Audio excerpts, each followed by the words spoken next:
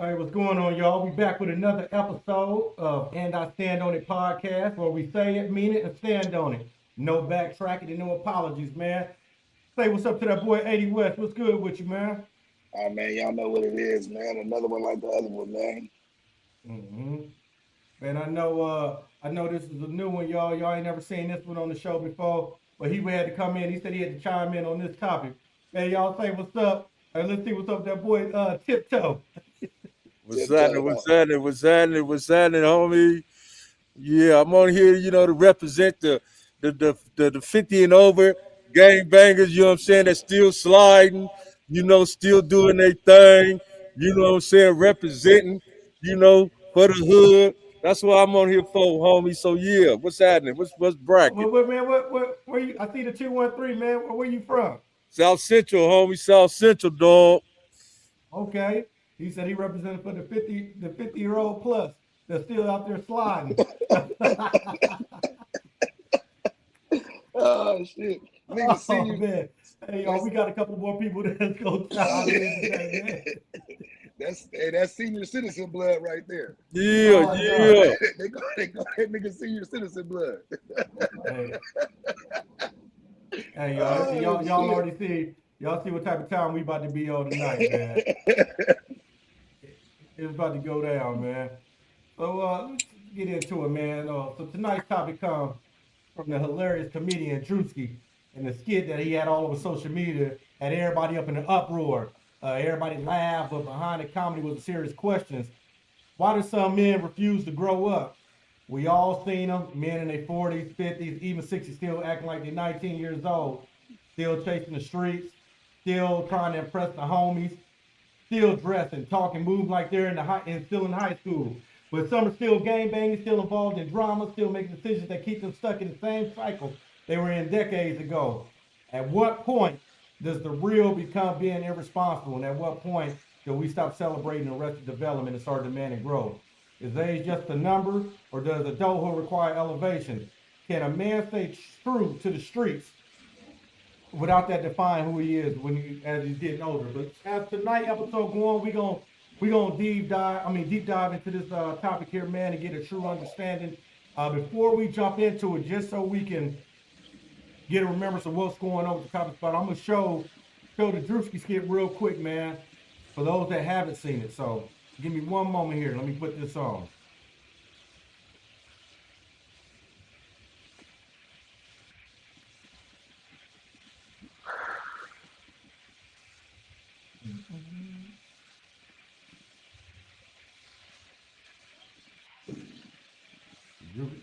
Druski boy. That nigga Druski, he don't be playing. Acting a fool. And y'all let me know if y'all can see it.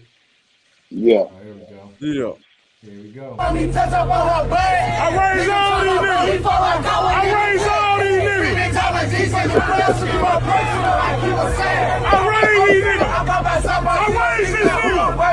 these niggas.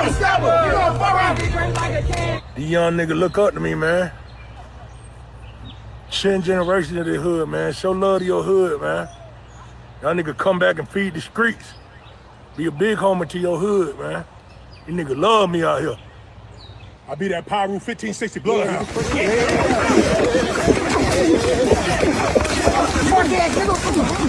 I'm finna start this streaming shit. Yeah, I'm finna start getting on live mode. Yeah. Bro, you just know how this shit be, bro. Like, I don't ask nobody for shit, dog. Like, I appreciate the unicorn. Y'all send a galaxy. Y'all send a galaxy in the chat. Same partner right here with little. Same shit. That same spot. I was with their daddy. I was with their daddy around that time. I don't even know what happened. Nigga about this tall, man. So let's talk about them allegations. How your lawyer be the 40? No. I was facing 40. It was a probation violation. What I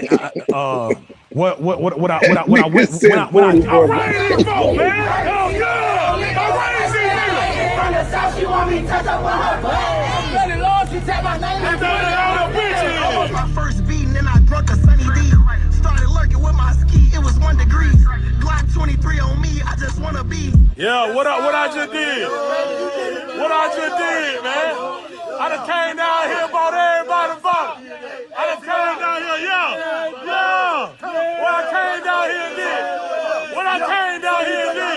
We come in peace. Allah Akbar. Allah Akbar. No violence. We come in peace. Brotherhood. Family. Allah Akbar. We come in peace. Breaking news. 5 armed gunmen in head wraps are on the loose in Atlanta for attempted robbery. They are considered armed and dangerous, one of which has a history of murder. The situation remains unclear. Charleston Porter, age 57, caught committing crimes with underage teenagers, now facing several pending charges.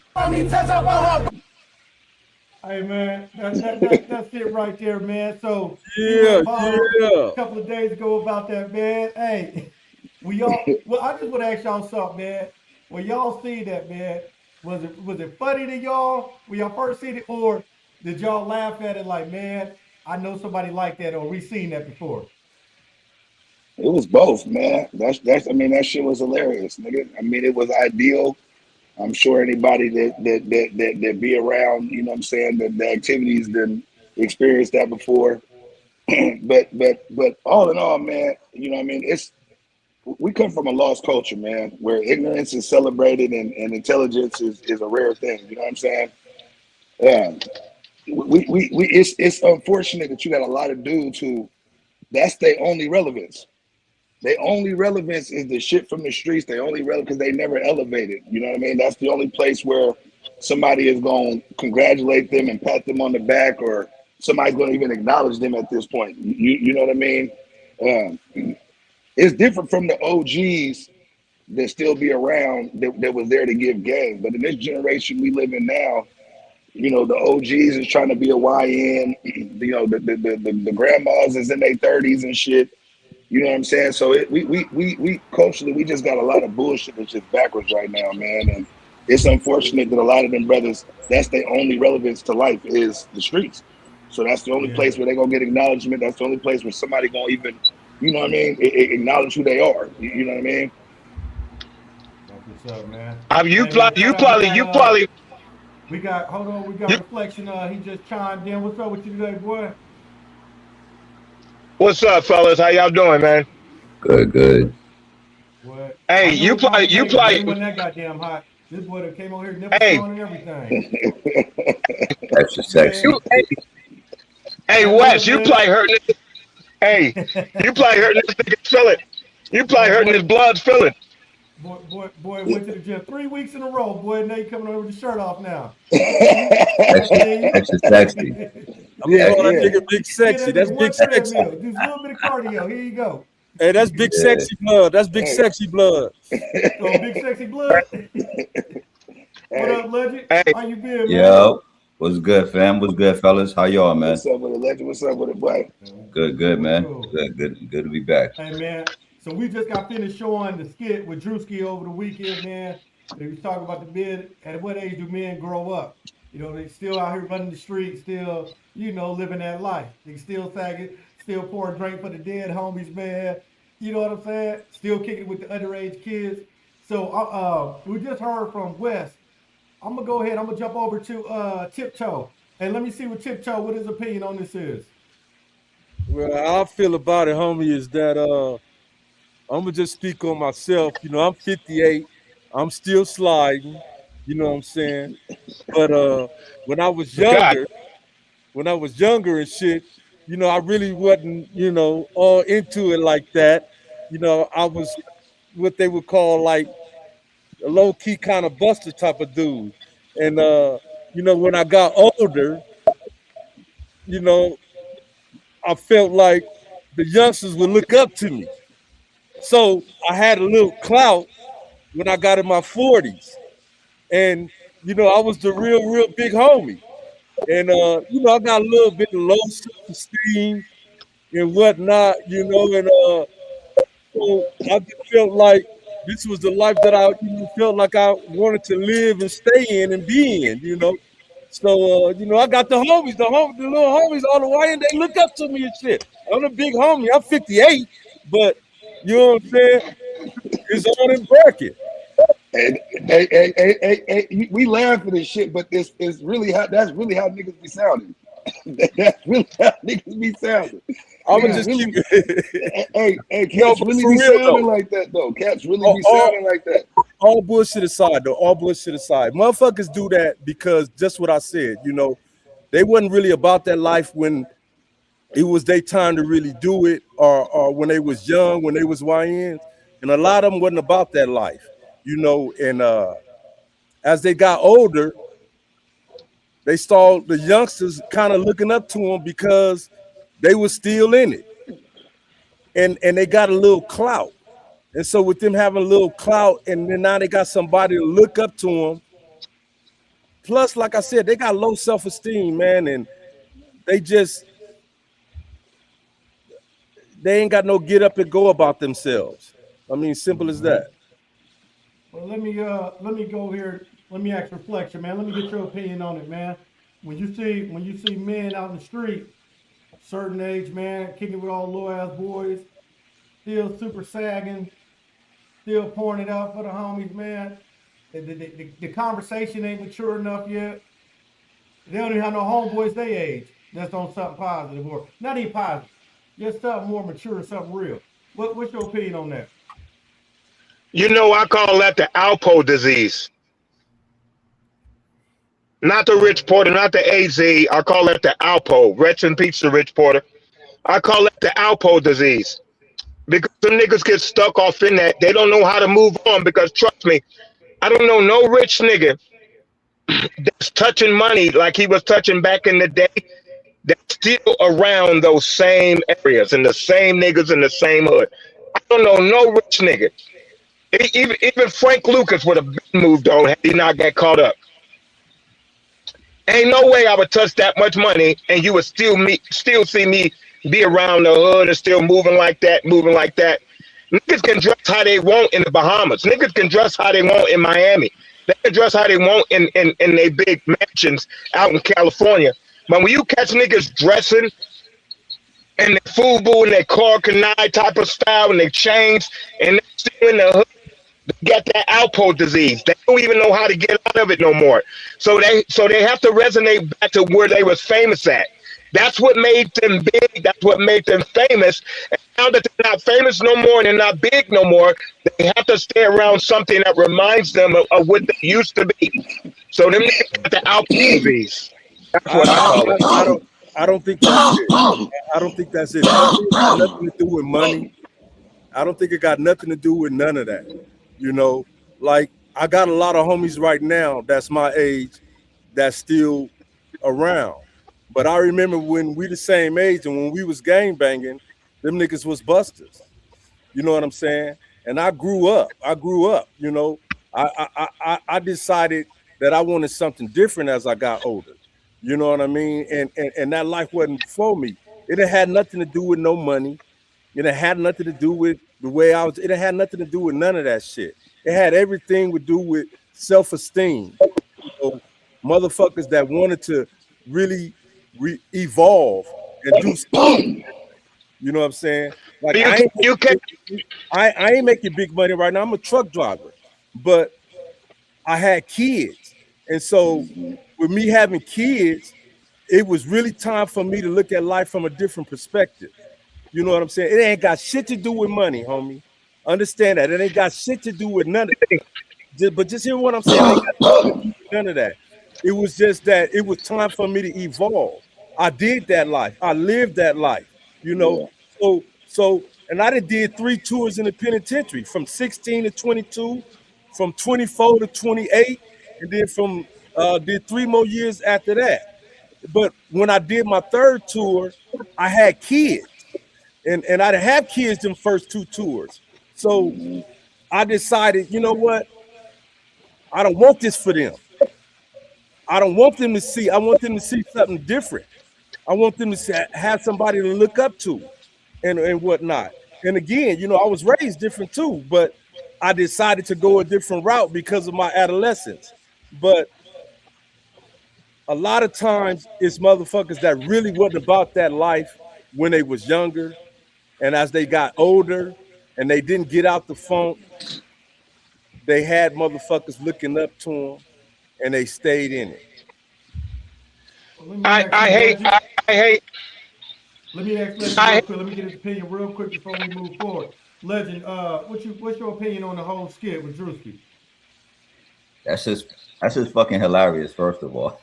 Like, you hit the nail on the head, man. Like that shit was hilarious. But what he made the skit about is like it kind of touches on shit that I said before in the past on other shows and things that we covered on other shows. I think it depends on the individual and where you from and how you came up. Um like for instance, right? Some I think is and another thing I'm gonna just throw it out there like this. It's prominent in black culture. I'm gonna just throw it out there. I just logged on kind of late, whatever. I don't know if anybody said this shit or not, but I think it's prominent in black culture because you even look at it like our hip hop artists, niggas is in their 60s, 70s, however old niggas is, they still gonna dress like they in their 20s. And whether how you carry yourself or how you dress, your mentality is still. Trust me, fam. If me personally, if I'm a hip hop artist and I'm from the '80s, I'm not dressing like I'm still in the fucking '80s in 2027 or 2030. It's just something that we see in our culture. You know what I'm saying? That we still see it. I remember when I went to go visit some family out in Dallas one time, right? That was my first time out in Dallas. You know what I'm saying? I'm in my like mid to late 20s.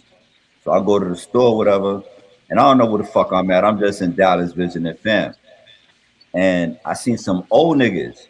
Niggas is older than me. Niggas had great beards and all that shit, right? But they was hanging out in front of the corner store, and I'm thinking like, nigga, we did this shit when we was teenagers. Like, why the fuck are y'all old niggas still hanging out at the corner store, drinking 40s, doing all kind of weird shit? I'm like, only black people would do some shit like that. Like, what the fuck?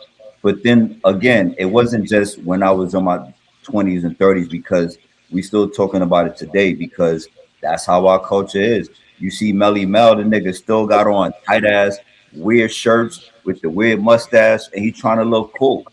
Even before white people get older, them niggas don't give a fuck about being cool. You see what I'm saying? So in our culture, it's just something about our culture where niggas just some people grow out of it and some people don't. Because I remember I think it was the Black Album, Jay-Z said like this. The nigga said, hey, we call them niggas senior citizens. That's a good one. Hey, we call them niggas OYNs. You know what I'm saying? They OYNs. Them niggas old young. But yeah, Jay-Z said a long time ago, man. I think it was on the Black Album. What more can I say? The nigga said some shit along the lines of like, and I don't wear jerseys. I'm 30 plus. Give me a crisp pair of jeans, nigga. But Yeah. you see what I'm saying? So that's so growth. And a lot of people, when he was in that phase of his life, a lot of people wrote Jay off.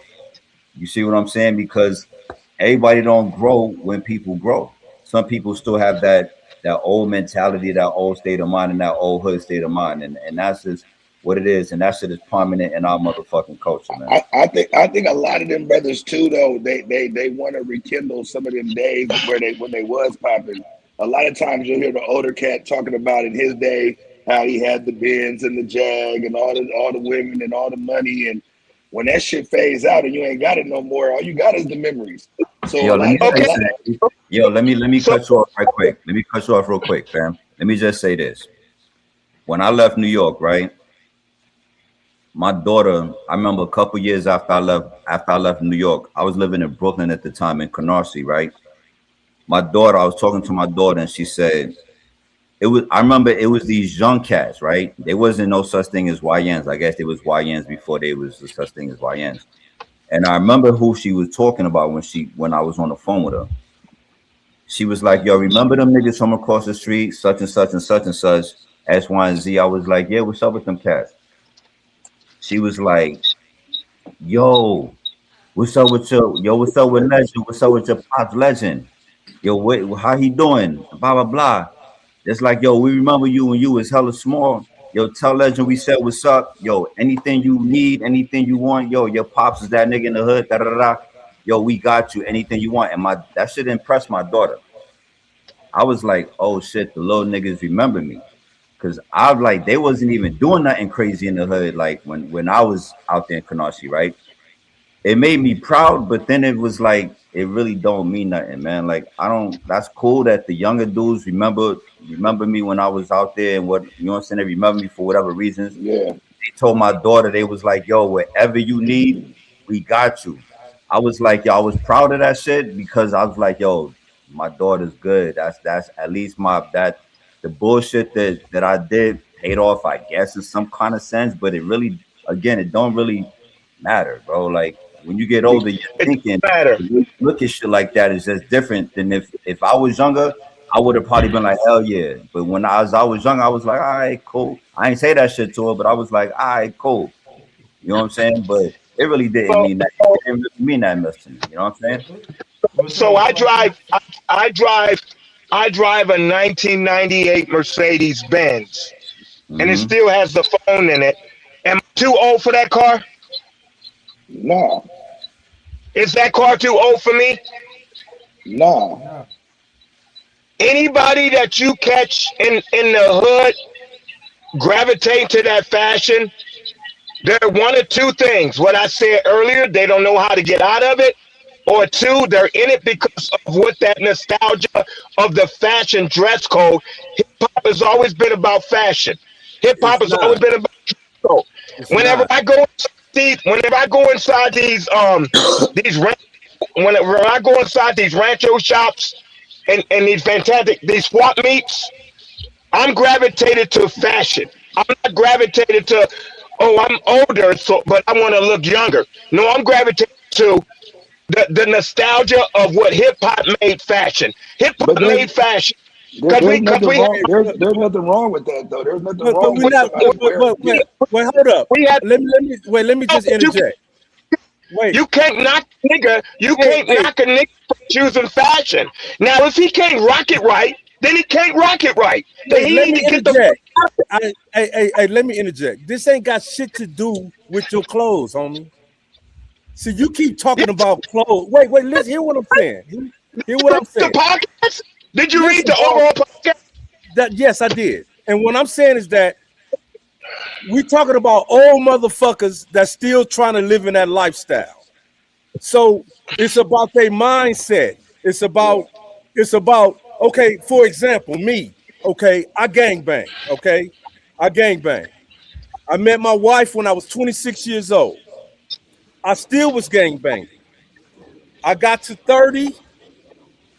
In those 3 years, that life was still a part of me. I didn't know how to get away from it. I didn't want to get away from it. Cause I enjoy, and then it had shit to do with what the fuck I had on. It had everything to do with the Mindset. lifestyle The that I was mindset. living and gang banging and the shit that I was actually representing. It had everything to do with that.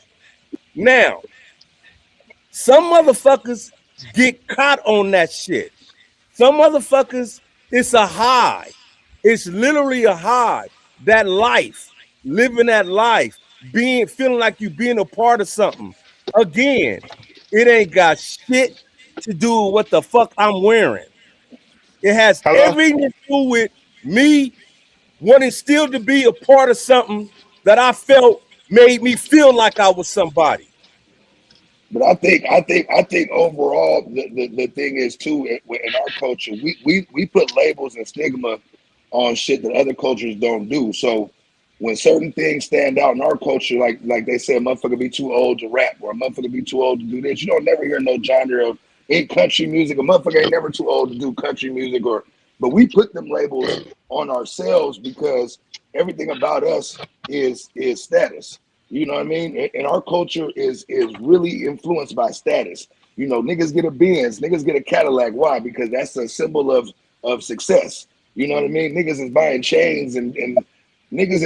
I done seen cats spend 20, 30 on a chain and don't even own no property. But You know what I'm West, saying?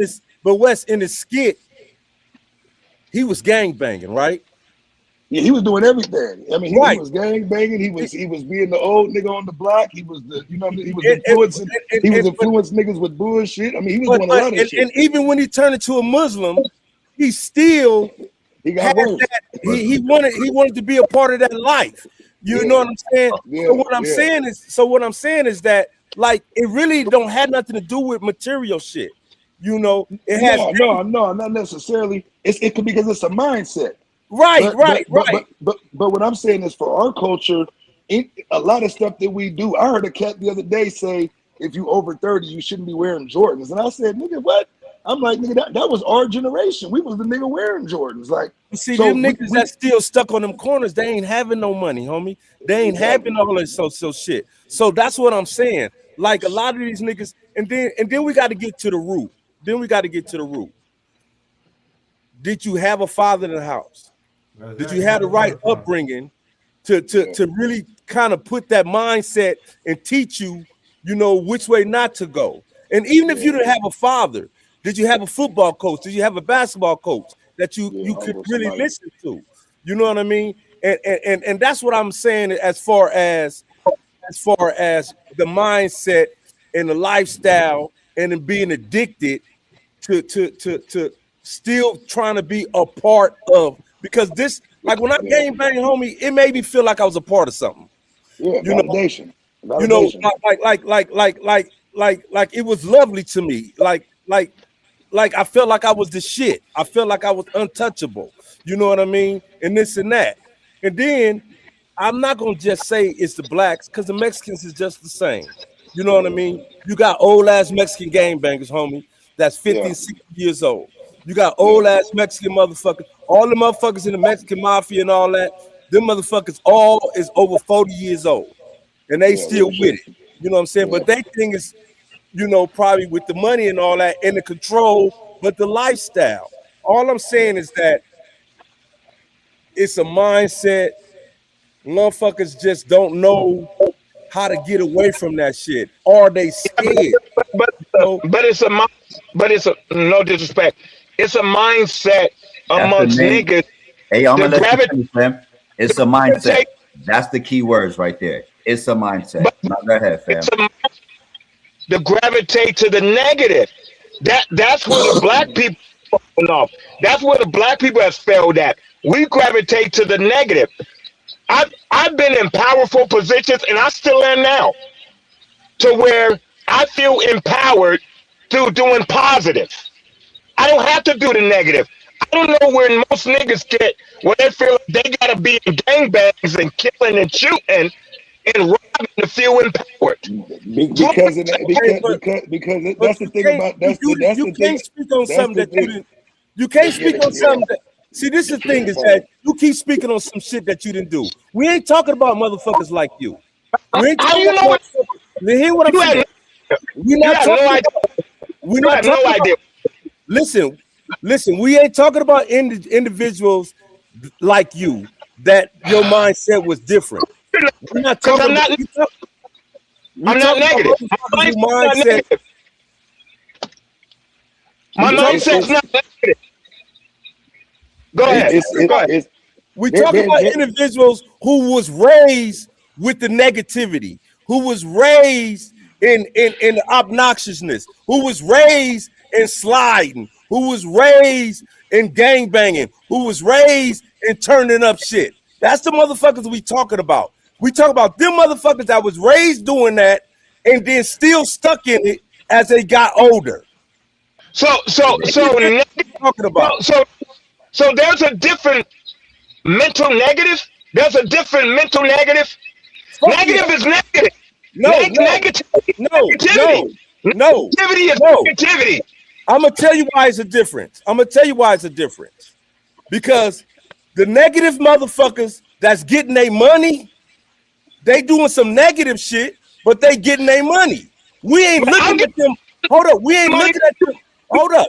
You wait a minute. You made a statement. No, listen. You made a statement about negative is negative, and what I'm saying is the difference as far as gang banging and motherfuckers hanging with YN doing negative shit is different from the nigga that's getting his money doing negative shit. That's two different things. I never desired the gang bang to feel empowered. I'm gonna say it again. So don't speak on it. Gang bang to feel empowered. So don't speak on it. I never took that. No, I can speak on that because I'm confused. Why? I'm confused. Wait, I'm confused why you niggas take that route in order to feel empowered and feel like somebody. I don't know. I don't know. It just happens. Reflection. But sometimes we a product of our environment. Sometimes it start off with we just hanging with our homeboys. Sometimes it like my motherfucking street. Hold up. You asked a question. My motherfucking street, we all grew up from kindergarten on up. Then we was bloods and we started gang banging and we was chilling, homie, and we was kicking it. That's what the fuck happened, homie. Nick, sometimes niggas become a product of their environment. But we talking about hold up. My dad had 9 kids. Okay. And guess who? Good. And guess who he whooped the most, right? And then I went from being beat at my home to going to school, and I had a bully in school. What are you talking about? Negative. That's as negative as it can get. Okay. Went from that to ride my bike, leaving people alone, being this and niggas was robbing me in the streets. What are you talking about? Hold up. Listen. I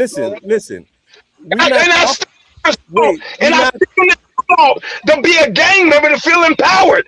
I kept doing. But that's the motherfuckers we talking about. We're not talking about niggas like you. So to get off of you, we're not talking about individuals that live like you. We're not talking about you. But you said I didn't experience, and I don't have a right to speak on what your past is. What are you talking about? I should have been a man that should have took that route. I should have been okay. My past. Listen, my past. It was about that skit. My past was about the actual skit. Okay, so if your past wasn't about the actual skit, then shut the fuck up. That's what I'm saying, homie. And I don't mean it. I mean that respectfully. Hold up. But just wait a minute. I said, wait a minute. Hold on, Pop. Hold on. I said, and I mean that respectfully. What I'm saying is that your path was different than the individuals that's still stuck in it, homie. They lived that life. We talk about the motherfuckers that lived that life and still stuck in it at an old age. We're not talking about motherfuckers that escaped that life. You escaped that life. No, I didn't. You know how many times my brother told me, you gonna run your mouth to the wrong motherfucker and you gonna get yours? You know how many times my dad said he saw me in 3 places. In my grave, in jail, or in the gang. My father said that before he died. You know how many times my mother's still waiting to get that call right now to say, hey, Mom, John's dead? How the fuck you fight that? Hey, reflection.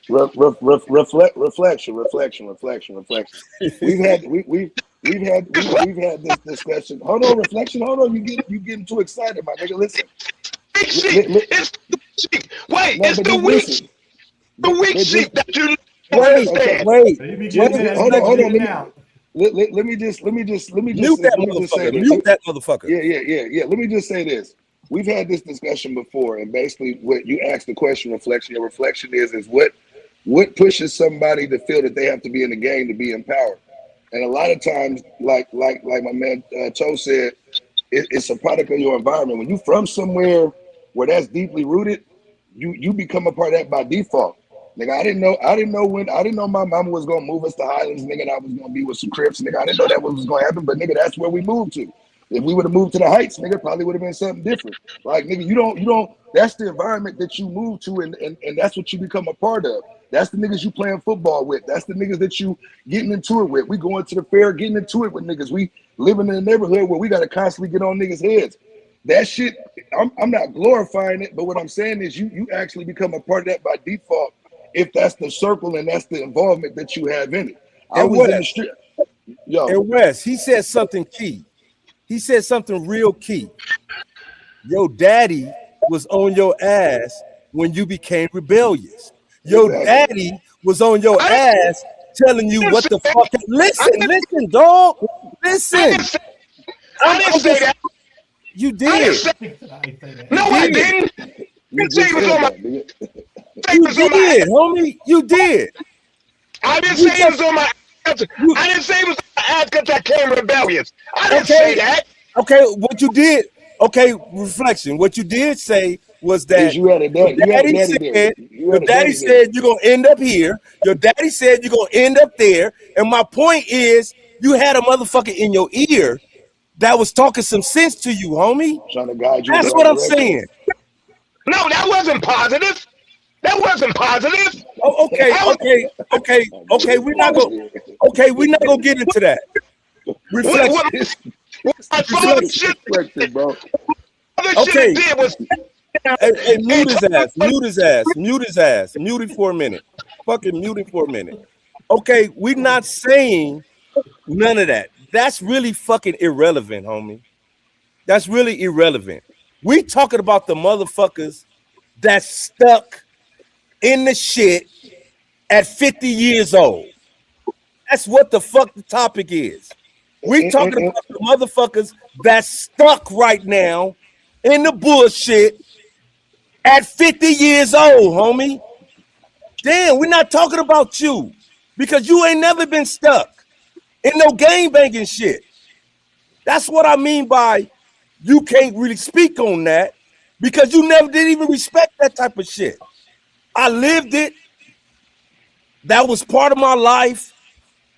That's my past. And I understand. I don't agree with motherfuckers, but I understand why they still stuck.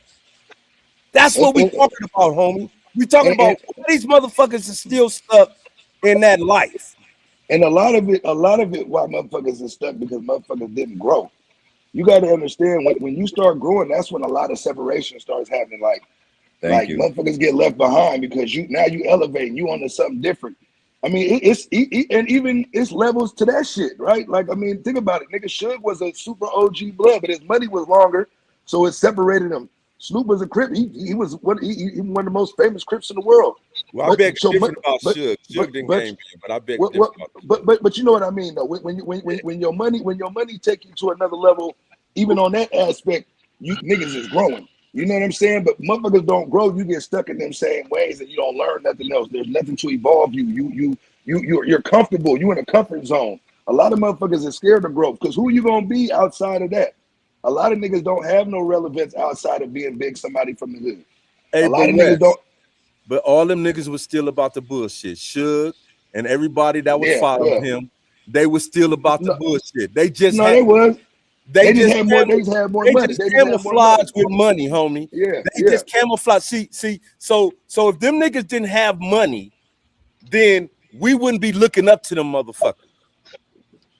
And they was still with the bullshit. They was still gangbanging. Hey yo, let me say something, fam. Before my bad. I just interject right fast, fam. Like Tiptoe, my nigga said. Like you brought up the Mexican mafia, right? Now I get what you're saying, but when you say Mexican mafia, I look at it like this: when you say Mexican mafia and the topic at hand that what we talking about, because it's not the way I took that. What I got out of that Druski skit was niggas and growth. Yeah, right. That's what I got out of it, right? Yeah, that was real. So you got Italian mafia. Them niggas is. If we talking about maturity and growth, they the most mature mafia street niggas there is. They don't act like they didn't grow up. Even they young, even they YNs are grown the fuck up. Their mentality is very mature. The way they move, the way they kill, the way they do, the way they move, period, is in a very mature way. Black culture, we don't mature in a very mature way. Whether it's set gang banging or whether it's block or hood gang banging like I'm from, we just don't do it the same way as the Mexican mafia. And I get your point, man. Okay, but hold on. Hold on. Wait. I'm gonna let you speak. I just wanted to point out that getting back to the point is we just in our culture, bro, we don't mature the same way. You don't see. I've never been out. Even I worked in Little Italy, my nigga. I worked in Little Italy before I even graduated high school. I've been to the coffee shops. I seen niggas putting ratchets on the counter, being like, nigga, what is you doing in here? Like, I learned that kind of way, like where the fuck I'm at. Like, oh shit, okay, I know where I'm at, but I didn't know it was like this. So I learned it that way. But I never seen no Italian niggas hanging outside of the coffee shops, outside of the clothing stores, outside of none of that shit, bro. Like the way they move in a more mature way. And like I said, I think is that in our culture, we just have a tendency of, if we do grow, it's only a few of us. And that's why I quoted Jay-Z. And even if we do grow, or matter of fact, even if we do grow, it's going to be way late or way too late, my nigga. We don't move the same way other people our age move. Okay, what I was saying. Wait a minute, reflection. Hold on, reflection. Hold on. What I was saying, as far as the Mexicans, I'm saying that you could go on the corner. Let's just get away from the Mexican mafia. You could go on the corner, and you still got 40 and 50-year-old Mexican gangbangers that's still hanging with the YNs. That's all I'm saying, is that it's just not our culture or black. It ain't just that. I don't know nothing about Italians because I wasn't raised around Italians. I was raised around blacks and Mexicans. So all I was saying was that they are stuck too. They stuck too. So don't think that it's black. Y'all know why? See, that's the reason why, like me, like I grew up like in New York, right? In New York you see a lot of Russian. You see the Russian mob, right? They don't move. They move like the Italians. You see what I'm saying? So when I like growing up in New York, you look at them and you look at yourself. You look at who you running with and the type of shit you doing, and them niggas and the type of shit they doing. It's a huge difference. And it's culture, you see what I'm saying? They're not doing street shit though. Hold on, fam. Hold on. When we talk about growth and old YNs, and who said it? What was the other shit somebody put up? Whatever. You predominantly. I'm not saying we don't see it in any other culture or any other race, but we predominantly see it in our culture. That's just what it is. And that shit even starts, and I'll take you back like this. It starts even at a younger age, because like I said, when you see black people even in the same tax bracket, it's say Russians or Italians or just regular white people in the same tax bracket, we don't even spend our bread the same way them niggas do. We not even mature with our money the same way they are. So you're not gonna see no old ass white nigga hanging out with chains on around their fucking neck or doing no immature shit like they still a young white dude. But a lot though. You see what I'm saying? So that's all I'm trying to say. I'm just throwing that out. Pac, I know you got something to say. Pop, You mad motherfucker. But you know he's gonna go way the fuck off the subject. You know it's crazy for me to get on this panel and educate a lot of y'all. Okay, so Larry, you said a lot of the niggas is a disgrace because they standing outside the gas stations. They standing on the block, right? I never said nothing about no disgrace. Disgrace. You didn't say that. I ain't say nothing like that, but go ahead. You didn't say that. Damn. Okay, so you know why they stand outside? You know why a lot of niggas stand on block and stand outside? Because that's where the Bloods and Crips originated from. They were there to protect the block. So they're carrying on what we was educated to do. So niggas are watchers. And it might be, and they might not be known to be watchers, but it's the habits. It's the habits of watching the block. That's what Crips and Bloods originated. They was originated to protect the family, to protect the neighborhood from the white man. So those are habits that they've ascertained from those that came before them. So No, that's the what fuck it ain't. No, the the fuck block. it ain't. Hold on. No, the fuck it ain't. Hold on. No, the fuck it ain't. Now Hey, yo. over the years, Fuck it ain't. over the years it's been diluted. Over the years it's been diluted. So now we don't know why we out there, but it's part of that internal habit. No, Because- you don't know why they're out there. Hey, son, hold on. Wait a minute. We've been got away. Let me answer from a New York nigga perspective. The neighborhood, nigga. Hold on, fam. Time Been out. got away from that shit. Yo, wait. Stop protecting the motherfucking neighborhood, nigga. We terrorizing the neighborhood. Hold on. Yo, son, listen. Let me get this nigga real quick from a New York nigga What he perspective. talking about? He don't know why niggas is still out on the corner. Now, I'm not a blood. I ain't a Crip. I never was a blood. I never was a Crip. But I was fucking with Bloods and Crips. But my niggas was in Bloods or Crips, and we was hanging out in front of the corner stores too. So for this nigga to say what Bloods and Crips and hanging out in front of corner stores, bro, it goes back to what my nigga Snaps was saying. You're not from that, so you can't speak on that. You can't speak on why Bloods and Crips was hanging out in front of the fucking corner store. Hold on, my nigga, because look, I was doing that shit and I wasn't a Blood or a Crip. You're not from the cut. Listen, it's okay to not be cut from the same cloth, but the fact is you don't understand the perspective of being like a nigga that's cut from that kind of cloth. You see what I'm saying? That's what nigga trying to explain to you, bro. Let me say this. Let me just say this. This nigga's bugging out, son. Hold on. Let me just say this. Let me say this real quick. Let me just hold on. Reflection. Let me just say this real quick. That nigga give me a headache. That nigga give me a headache. Hey, hold on. Let me just say this, man. With the topic at hand, the gangbanging part got put on. Let's take gangbanging out of the picture, please. Let's take the shit out of the picture because it don't really got shit to do with just gangbanging, nigga. So because like you said, this shit is happening on every corner, every city, every neighborhood. It ain't Bloods and Crips and everywhere like that. So let's just take the gangbanging shit out the equation.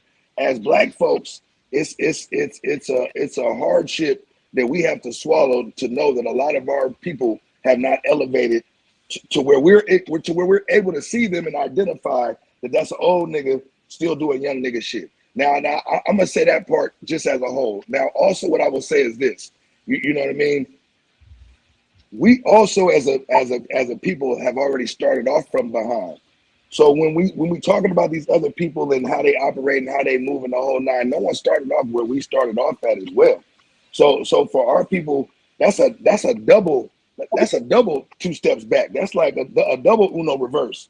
You understand what I'm saying? Because now you have a culture of people who wasn't privy to what the rest of the world was to or had access to what the rest of the world to, on top of people that still trying to live nostalgically and living back further with it was. There's no growth. And we don't have this generation specifically has no more OGs. There is no more no real big homies. When I was growing up, we had big homies that would tell you if you playing ball, stay playing ball. Don't come do this shit over here. This shit ain't for you. Now the young niggas is telling everybody that the OG is 23 and the young nigga is 18. You know what I'm saying? The OG is 19, the young nigga is 16. They getting influenced by cats that's just a couple of years older. When we was growing up, it was a significant age difference. The niggas that was in their 40s was the OGs, and they was telling us, don't get into this shit if you doing this. If you play ball, they wasn't for to let niggas get into that shit. But the rules done changed. Everything done changed. You don't got nobody looking out for nobody no more. It ain't no more OGs. It ain't no more the old niggas that was in front of the store that would give you some game no more.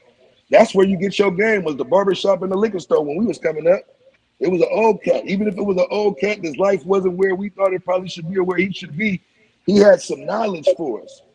You understand what I'm saying? He had some game for us. Now these mother game goofy ass old niggas, them niggas is on meth and all type of shit at 30, nigga. You know what I'm saying? In reflection, we was hanging out at the store because we was either looking for motherfuckers to come through or we was selling some weed or selling some dope, homie. Yeah. We wasn't trying to protect.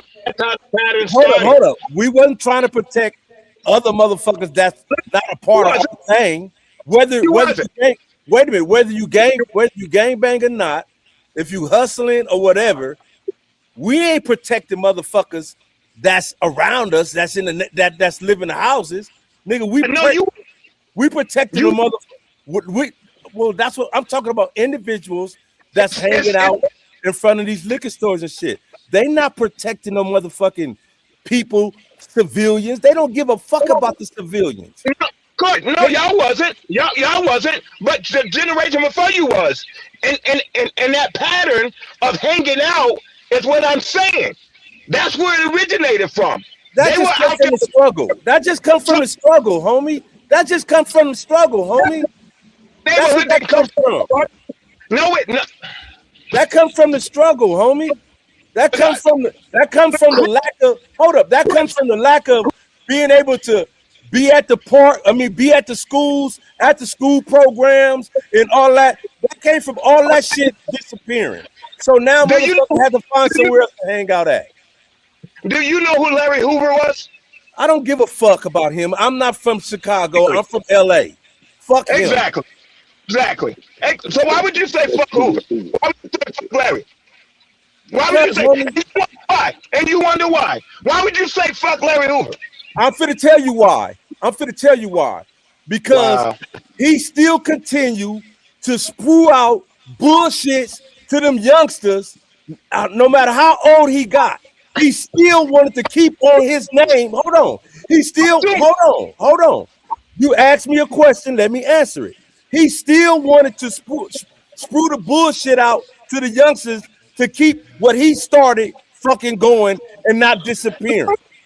That's why. How do you win a Pulitzer Prize off books that he wrote? Numerous of books that he wrote. How you dog out Larry Hoover, but you don't dog out Big Meech? But I bet you know who Big Meech is. I don't give a fuck about him. He was a dope dealer, homie. He was a dope dealer. Yeah, exactly. But what was Larry Hoover at the end of his days? My point is, you asked me a question about why did I say fuck him, and my point is that regardless, hey, hold on, listen, regardless of the books that he wrote, regardless of all that shit, as far as I'm concerned, that's throwing your rocks and hiding your hand, nigga, because you still hollering at these YNs on the phone. You still making sure that these motherfuckers keep the BDs or the DGs or whatever the fuck they was. You still making sure that shit is going on while you writing motherfucking books so you can get your ass out of jail. That's what that shit was about. But he still was hollering at the motherfuckers on the phone and pushing that narrative. So that's your question. Was Hoover a blood or a Crip? He wasn't neither one of them. He wasn't neither one. He wasn't neither one of them. But he still was a gang member. But he was a gang member. Hey, Toe, you wasting your time with talking to about that shit, bro. Let's just get back You wasting your time, stuff, man. You we can just talk about old motherfuckers looking young. Like this is the thing, man. Hey, this is the thing, man. This is the thing. Because he started it to where we don't even want to talk about him no more. Forget Larry Hoover. Forget Larry Hoover. I'm telling you why I'm brought Larry Hoover was never able to hang on the fucking corner at an old age. He was never able to do that. He was in the penitentiary. So he ain't a part of this conversation. He was never able to do none of that. So please why is Steph on your show, man? Welcome to the episode, Steph. How you doing? Good. Steph don't know nothing about no YN. How you doing, Steph? How you doing? I'm good. How are you guys? Good. Hey, I'm glad you came on. I want to switch gears just a little bit. With you being the only woman, and we was talking about old niggas still acting young and this and that. So I really want a woman's perspective. What do you see when you see an old nigga still acting young? Or old chick. What about an old chick? Or what about an old chick that's still acting young? We don't get on that too. I think there's levels to it. I think the video was really hilarious. I thought it was funny. I was laughing actually hysterically. I think we are the age that we feel, right? So and there's levels. I'm not saying that means you're old. You shouldn't be out here with your chest hanging out. But I think, that's all I wear is Jordans. Like, you know me, all I wear is Jordans, but I don't consider that like a young thing. You know what I'm saying? I think it's just people put labels. I ain't got shit to say to her because she ain't black. God damn, man. What the fuck? Okay. He has the right to his opinion. You know, his opinion be fucked up and shitty and fucking weird. I mean, it is what it is. Because she's black. I ain't got shit to say to her because she ain't. All right, that means you should be quiet. But you shouldn't judge people based off what they wear, is what I'm saying. And I think when we talk about like gangbanging, I think there's levels to it. I think either you have no more gangbang talk. No more gangbanging. Yeah, I just think whether you're in a gang or not or whatever, people either you have heart or you don't. Because even if you don't dress like that or you're not out there like that, people will still put their hands on you. You know what I mean? So it's like your level and then your upbringing. Because I grew up in the ghetto, so you know what I'm saying. For me, when I was younger, I was reckless, but it was, I just didn't care. Like for me, it was like 0 to 1,000. Like we could go. But now that I'm older, I regret all of those choices. So it's levels to it. I think it depends on how you view it. I think a lot of people that turn to gangs too. I think, well, here in Reno at least, I feel like they do it because they're not really about that life. So they get Be into these careful. gangs thinking that they're gonna Careful. get protection or something. And it's just, I think that's what I really think. I think that's why half of them would do it. Because I told you. I That's told you not she it. ain't black. I Hey told Steph, you. that's not it though. But we don't want to talk I'm about not in a gang, gangbanging. so I don't know. Yeah, no, that's not it. So Steph, but we don't want to get on Yeah. gangbanging. But Yeah. but I had another older cousin, okay, and he never gangbanged in his life, but he was still 40 years old and what 99, still wearing three beepers on the side of his motherfucking thing, his belt. None of them on, because motherfuckers wasn't even using beepers no more. And that And was the thing though back in the day. he was Ain't that just one? he was just stuck in that motherfucking mindset. Yeah. You know what I mean? And he didn't know how to grow up. But he didn't grow up with a father. He didn't grow up with men in his life Yeah. and this and that. So Yeah. besides I the gang banging, what it boils down to is individuals that don't have the upbringing, don't have older individuals to be able to school them and teach them and guide them to be able to start moving forward and thinking forward. I agree didn't with have that. it. What happened to me was my children. Yeah. I'm gonna just keep it real. I didn't have no father, so I wanted my kids to have that father. And so, in order for them to have that father, I had to want to change me. And so that what made me get out of the lifestyle of becoming an old motherfucker who was still out there hanging out. Yeah. No, I agree with that. I think for me, because my dad raised 4 girls, so I didn't have my mom, and I think on a deeper level, like the trauma, right, that we get from that experience of, or the lack thereof of a parent, I think on a deeper level, because every emotion starts with something else besides anger, right? It turns to anger always. So I think for me, because there's a lot of gangs here. Mostly everybody's in gangs. But I've never felt like, let me go get jumped into a gang. And I've always been like, hey, I talk to everybody. I'm not in the gang. And if you have a problem with that, kick rocks. But I think on a deeper level, from the trauma and the abandonment, I think that is a reason why we're reckless. We go out there Steph is and killing we go reflection 0 to right now. 1,000. That's why we get crazy. Steph killing reflection right now. Hey, Steph, keep talking. Stephanie Keep didn't talking, deal with Steph. no black guys, but Stephanie did deal with some Mexican guys. So Keep talking, Steph, because he's gonna she be can talk quiet. on that type of stuff with the Mexicans, what Tiptoe was talking about earlier. Yeah. I don't know, you missed it. Reflection was talking about, well, if Ledge was talking about some blacks, about culture and stuff like that, just maturing, just what they doing at older age. So then to catch you up, the Tiptoe, I don't know why I didn't say it. Ain't just black. He said Mexican guys do it too at an older age. They do. Most of these old Mexicans can do what young ass Mexican dudes. Still playing tough, still gang banging, still want to be hard, all the shit. Yeah. You know what I'm saying? Yeah. So, Can you touch on that, Steph? Can you touch on please, yeah, because you the Mexican community? Can you touch on the Mexican community that have 50-year-olds that still hang around with YNs? They do. They do. It's a thing. I think you're right. I think people get stuck, right? Because whoever we surround ourselves with, right, we transform with time, right? If you're in a bubble and you're in the same shit and that's all you know and you never step out, you don't even know what's possible outside of that bubble, right? And I think that's why it's like a time warp, right? Being stuck there. And even if you took that person out of that environment, they wouldn't know what the fuck to do. So, and I don't think it's a race thing either. I don't think it's specific to any. I think it's across the board. And the only reason why we got the news media highlighting these races, but it's across the board. You got even white gangs. I mean, Asian gangs. There's hell of them all over the place. So, But you gotta and then we gotta also That's the ones that can't keep no job. This is the dudes that like stay home. I seen them whoop their girl like hard. They don't work. It's crazy. I think they have anger from upbringing. You know what I mean? I think you're being stereotypical with that. With what? No, I'm not saying it's specific to them. I think it's common. It's a common thing. Talking about they beat up on their girl. I think that's a stereo. I think you're stereotyping people here. I mean, I'm sure it's across the board. I'm sure it's a thing. It's obviously a thing. It exists here. It exists everywhere. But from what I've seen, it's a common trend for folks that are in that. They live their life in that sort of type of way. And then you gotta also look at the rap. You gotta also look at the social media. You gotta also look at podcasters.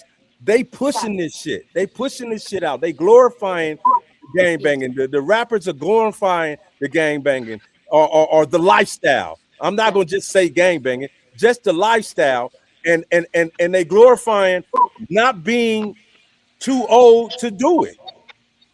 Yeah. You ain't hearing a motherfucker too old to do it. Mm-hmm. Well, I think too, what's too, so it depends. There's levels, right? If you're out here trying to cause problems and go 0 to 1,000 at a certain age, like, come on, we grow up and we evolve just in general. Even your brain, even if you don't want to, it does. So I think the view on how we approach and manage, confrontation plays a role in that. Because for me, I'm very fair. I can communicate and I can look past anything, but I'll still put the beaters if I really have to. Like, I'm gonna be honest. I think any one of us would. If you were in a scenario, right? You would still put the hands on somebody if you were feeling, I ain't never motherfucker say put the beaters on them. She said put the beaters on them. I think everybody has it in them. I Miss Walton. You got Miss Walton in the comment section. She had a lot to say. She's even talking about dressing like you're 20 years old. You know what I mean? She is saying the jerseys, the Jordans, the hats every single day. Like, I got some friends right now, even at this age, still don't own one suit in their closet. I got some, they go to an interview, they put on, I know my homeboy, he went to an interview, he put on some Timbs, some jeans, and a sweater when he was supposed to dress all the way up for the interview. And he thought that was dressed up. You know what I mean? Okay, but Freddie, tell me this though, Freddie.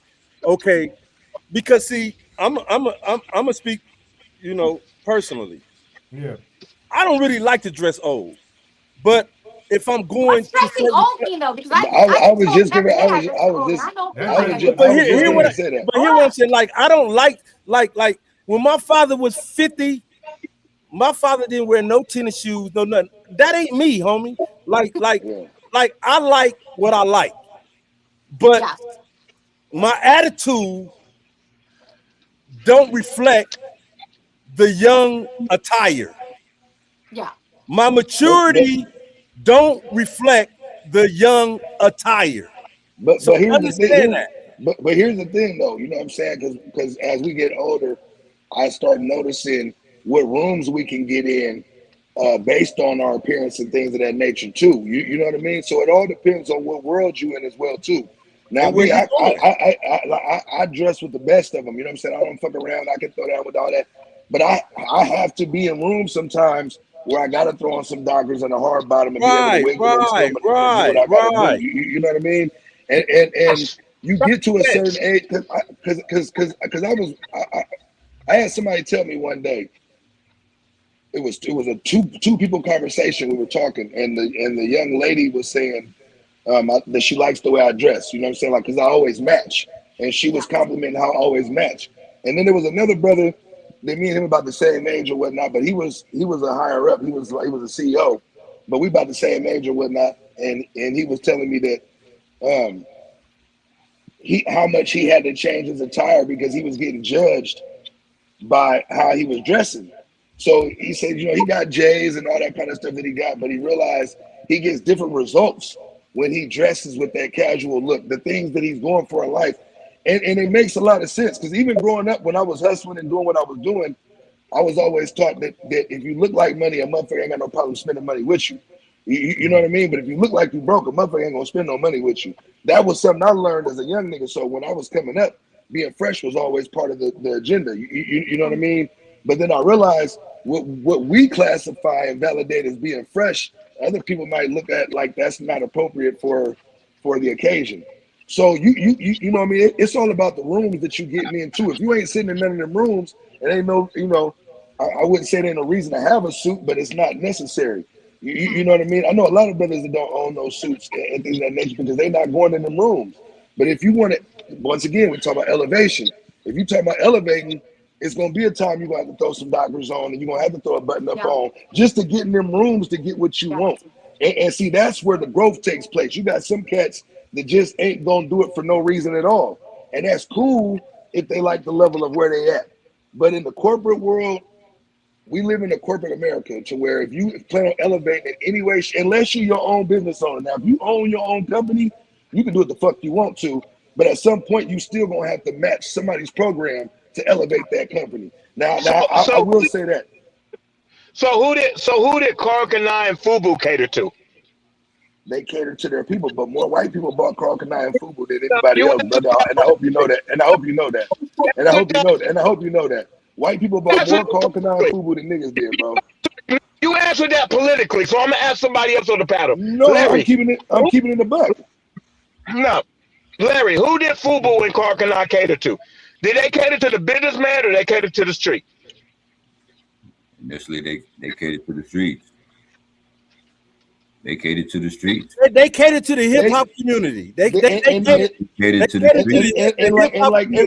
And like everything else, like everything else, they got to do with the hip hop community. What that got to do with it? What that got to do with what you're talking about? Profits off of it. Everybody else. But look, let me just say this though. But look, Tommy Hilfiger and Louis V, they catered to the black community too. Yeah. You see what I'm saying? Because they catered to the white people. They catered to their people. They catered to the white community. We just made that shit swag-licious. Yeah. No, what I'm saying is this. What I'm saying is this. When I say that, I say that. Listen. When I say that, I say to this. Like when I say cater, I mean market too, because their product is only as valuable as niggas is willing to pay for it. I remember I watched the whole video and it was they didn't even show the nigga, right? They was like, yo, why do you charge $300 for a pair of jeans? And then the dude that had the $300 pair of jeans, the reason why he said he charged $300 pair of jeans is because he said black people are willing to pay $300 for them. So why the fuck wouldn't he cater to that? That's what I'm trying to say. So no. I feel that, but that came after we were the rush of business that they was getting. Because you got to think about it. Even all that video, fam. We've been doing this shit for years. We've been doing this shit for a long time. That's all I'm talking about. So what I say is this: the shit is only worth what niggas is willing to pay for it. That was my bottom line.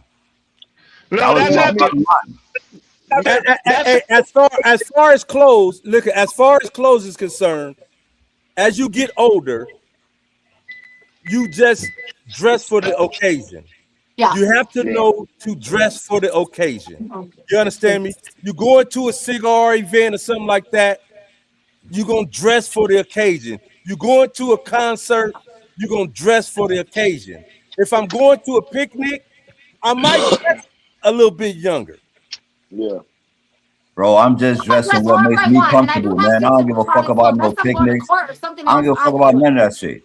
Look, I see something. If I like it, I buy it. If that shit, if it's at Walmart or if it's at Louis V, if I like the shit, I buy it. I don't give a fuck who has to. But what I will buy what I like. That's how I dress. What I will say is this though: how somebody perceives you is how they're gonna judge you.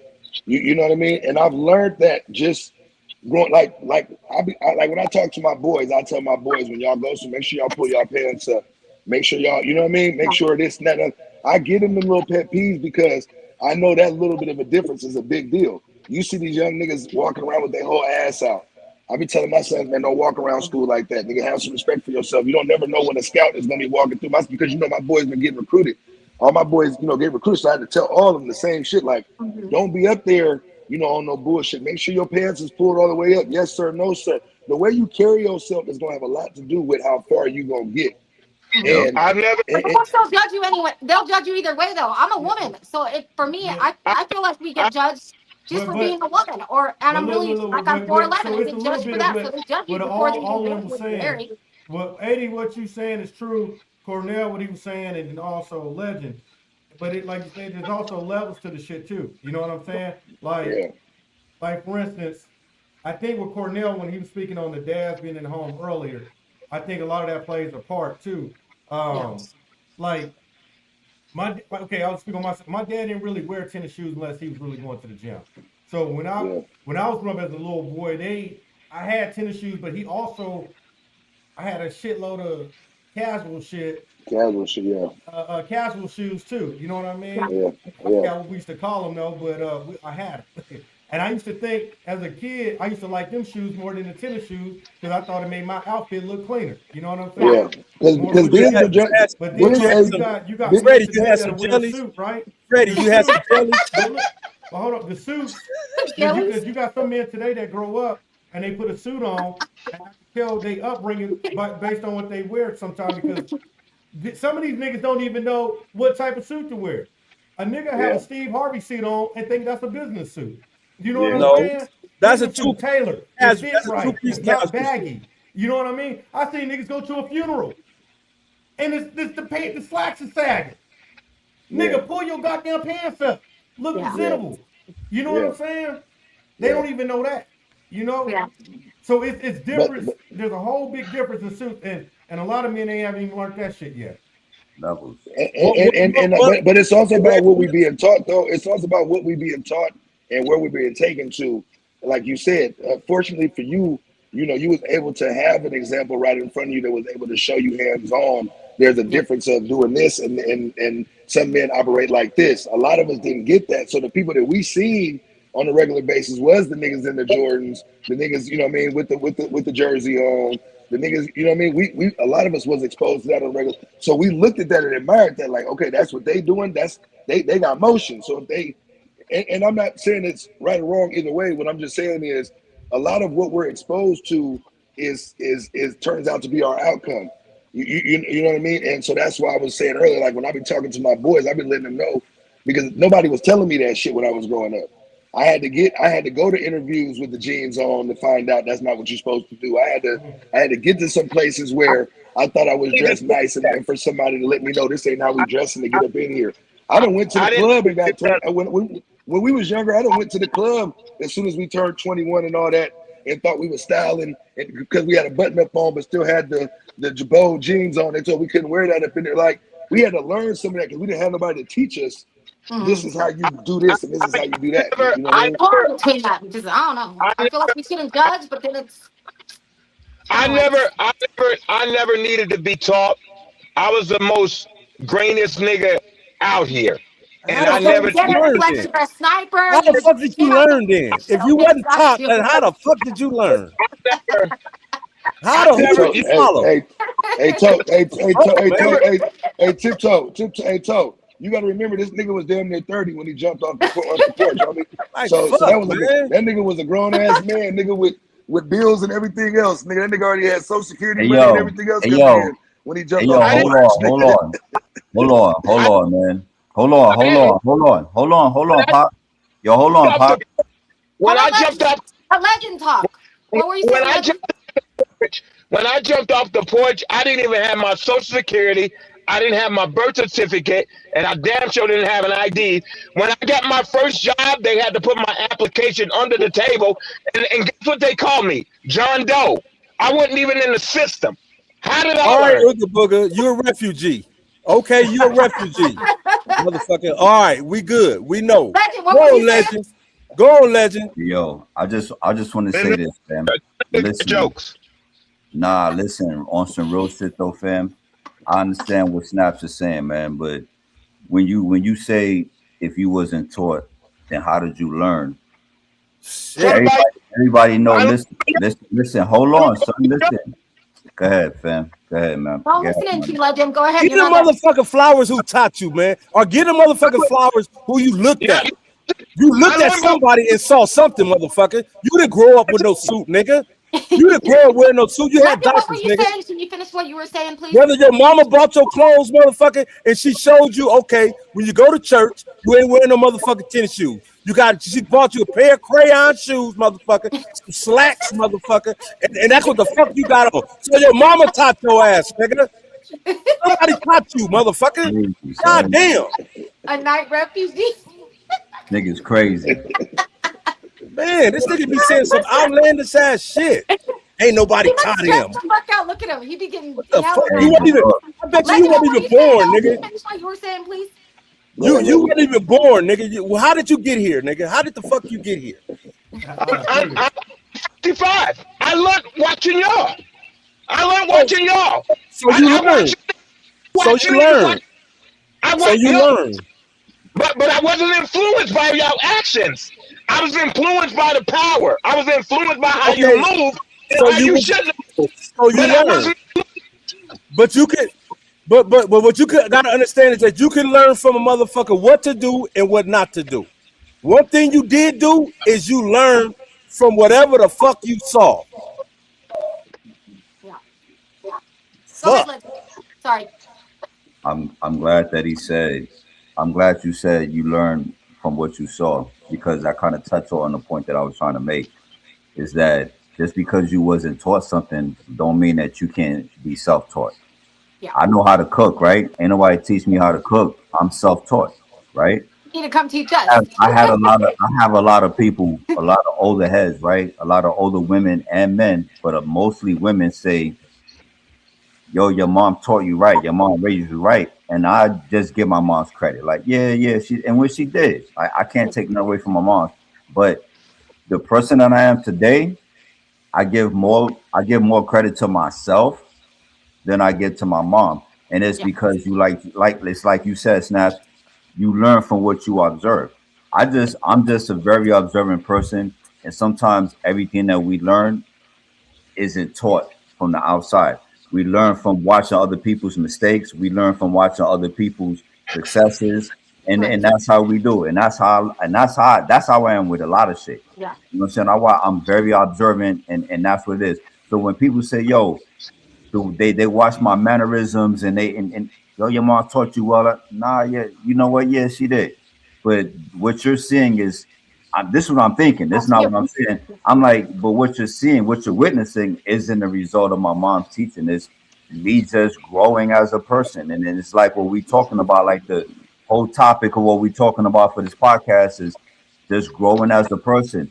Some people, they would never hear that in their fucking life if they lived 1,000 years. They would never hear no shit like that for nobody because they never grew as a person, and they would never hear some shit like, you was raised right or you was taught by, you know what I'm saying? Like they will never hear that. But see, reflection is Black Jesus. See, Black Jesus, he was 12 years old teaching motherfucker shit. Black Jesus, Black Jesus, didn't nobody teach Black Jesus shit.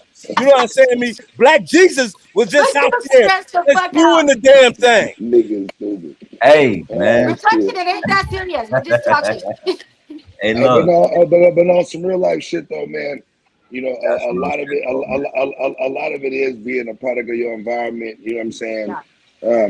Anybody who really lived or lived in the trenches, or somebody who was affiliated with the trenches or whatnot, they know how easy it is to get absorbed. We watching these young boys right now throw their lives away. You know what I mean, off of one mistake, or because of their environment. They're not being taught how to handle their emotions. They're not being taught how to resolve problems. They're not. Hold on, man. Hold on. Okay. We know already. You got it. But hold on. Let me just say my piece, Reflection. Let him finish. And hold on, Black Jesus. Hold on. What I'm saying is this: it's easy to get caught up in that cycle when that's what you're exposed to on a day in and day out basis, right? We know that anything that you're exposed to in a majority can take you over. If you have parents that was on dope, you gonna probably have tried dope. If you got parents that smoke cigarettes, you gonna smoke cigarettes. You got parents that smoke weed. Like a lot of that shit is a lot. I know. Hold on, man. We know you You the kid, you the son of G. You the son of God, nigga. We know. You ain't worried about that. You ain't worried about none of that. But this is what I'm saying though. A lot of times it's a cycle that can't be broke. And so we look at different shit to know where we at. Like, right? So like I was talking to my brother about how our generation broke some generational curses. We got kids that we raised our kids. We raised our kids and they going to college, and you know, it's a total opposite of where we was at. Like our pops was in prison the whole time and locked up and you know, had a drug problem and things of that nature and shit. So we're looking at the differences, like how we there for our kids and the shit that we doing and how being active fathers, how that's changed that generation. So we was talking to our kids, you know, talking to our nephews and nieces and whatnot about how they need to surpass us. See, these are the jewels and the gems that you're able to give when you're present. I didn't have an active father, Wes. What do you say to that? Well, you've been talking about your father for a while. I know, nigga, you've been talking about your daddy for a while. God raised my ass, but I didn't grow up too bad. Wasn't your daddy a preacher? Wasn't your daddy a preacher? I didn't have an active father. I didn't have an active father either, but a lot of shit I had to teach myself, like Legend was saying. I didn't know how to treat women. You know what I'm saying? I never seen a woman treated the right way. I had to learn that shit. You know what I'm saying? I had to fuck up to learn that shit. You know what I'm saying? A lot of times when you raise an environment, you know what love is if you have parents that was together for 30 years and things of that nature. If you didn't grow up having, or if you just had a mom, or if you just had your dad, there were certain things that you wasn't able to see and learn. So you had to learn that shit through trial and error. You know what I mean? A lot of shit I had to find out. I wasn't raised to be a good man. I fucked up a lot of shit and then learned. And like Toe said, once I started having my kids, that's what pulled me out the streets, because I didn't want them to be in the same situation that I grew up in, where the pops that was in prison and not being there for them. My kids saved my life. I'm gonna just keep it 1,000. So me too. So you feel what I'm saying? Because if it wasn't for my kids, I would have still been on the bullshit. But every time I had another kid, it took me further away from the streets. So I can acknowledge that part of it. And everybody don't get that. Sometimes it takes for somebody to lose somebody. I lost a lot of people too. So in the middle of me having kids and having to be responsible for somebody, I lost my brother. I lost a couple of my cousins. I lost a lot of good friends. Niggas that was gone. You know what I mean? And when you start losing your friends at a rapid pace, it make you have to reflect, like, nigga, is this what I really want to do? Am I going to keep myself involved in this? Is this going to be the type of life that I want to live? And if you don't got no other options, you will be stuck. If you really want to elevate, though, you will. I'll never say that nobody has to do that, because a lot of us grew for like that rose that grew from the concrete. You know what I mean? A motherfucker couldn't. A lot of people don't imagine where a nigga been. When I go sitting in meetings and in corporate meetings and shit like that, they don't know nothing about my past. All they know is this is a good brother that works hard and takes care of his family, and that's all they're supposed to know. You know what I mean? Because I don't need to carry that badge of honor, or what I thought was a badge of honor, with me in the life that I live now. Because it ain't a badge of honor. It's only honorable to the motherfuckers that's acknowledging the fuck shit. Once you leave that world, you see how much that shit don't matter, man. The corporate, when you in real life, listen, man, I'm gonna keep it real with you. Being in my late 40s, I'm gonna keep it real with you. I enjoy going outside cutting the grass, my nigga. I like being able to go to the grocery store in flip flops, nigga, because I ain't got no beef with nobody. I hate the grocery store, but the grass. You know what I mean? I like being able to go to the store and I can throw some Crocs on, because I know it ain't up. I ain't up with nobody. Hey, Wes. You know what I mean? Hey, Wes. And one thing about being a black man, we can't be afraid of change. No. We got to understand that in order for us to get to the next level, we have to change. We have to grow up sometimes. I just hate that a lot of us wait too long. A lot of us don't even get the opportunity. But the individuals that want something different, like Wes said, like, my kids changed my fucking life, homie. Like it made me look, because see, now I really have somebody looking at me. It's like bigger really, than you. It was bigger than you. They want to emulate me. You understand me? You know, I have 3 daughters and a son. So now I have to understand that I'm my daughter's first love. So they gonna go get somebody like me. They gonna go look at somebody like me. You know what I mean? And my second daughter, hold on. And my second daughter, she remembered me kind of thugging and still kind of glorifying the motherfucking gangbanging shit. Well, what the fuck she do? She went and got a goddamn gangbanger. Yeah. She went and got a gangbanger.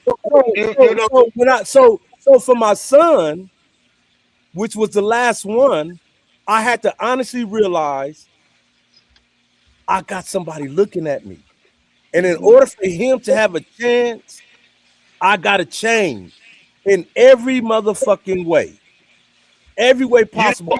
My son is 19. My son is 19. My son is 18 years old.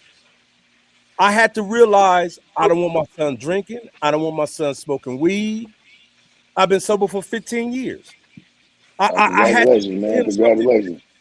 I had to show him something different. You understand what I'm saying? So what it boils down to is that in order for motherfuckers not to be on the corners, in order for old black motherfuckers not to be influencing that past lifestyle, they got to show these youngsters something different. But if they scared to change, if they scared to change, which happens a fucking lot, they not gonna change. And I hate that. I clap for the change part, and I support you on social media because you drop a lot of jewels, Cornell, on social media, and I support that. Tiptoe. What? No, I'm fucking with you. Go on. But what I don't understand is it's a lot of brothers like me, and you've shown me that you want to out a lot of brothers like me because you don't understand and you haven't asked questions. You haven't had a personal conversation with me. Ever since I've known you, you've always outed me from understanding your world and understanding where I've come from. And to answer your question, Benz, you said I talk a lot about my father. I had a man who was active as a father. My grandfather hated me, and my father told me before he died that I wasn't his child. So what do you think that made my mother look like? So my problem with you niggas is y'all haven't asked no questions. And that's why I can't relate when I come on the panel with y'all, because you don't know the answers. No, and I don't expect you to know the answers. It's not to y'all. Wait, wisdom doesn't come with age. Y'all know that, right? Wisdom comes with experience. It comes with experience. Wisdom comes with those who seek it. Fuck experience, fuck age. Wisdom comes with those who seek it. A lot of times you niggas didn't want to seek wisdom. You use Gangbang as an outlet. You use as an outlet. Right. I'm gonna give you an example. I'm gonna give you an example though. But that's what I was talking about. Hold on. I don't want him to think that I'm outing him. It's not that I'm outing you, but when you speak on something that you've never done, that's what I talk about. See, sometimes hold on. No, let me clarify. Let me clarify.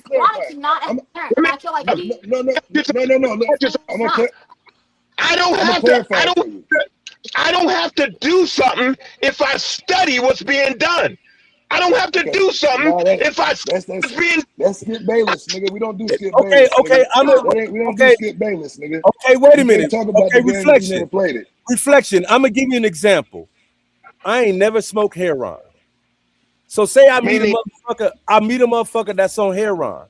What am I supposed to do? I'm supposed to knock him because of why he doing heroin or what made him do heroin? I can't speak on that. Only thing I can do is ask him what led you to that. I can't down him for that. I can't speak on my motherfucking life on why I didn't do it because I know why I didn't do it. So I'm not going to knock it. Hold on.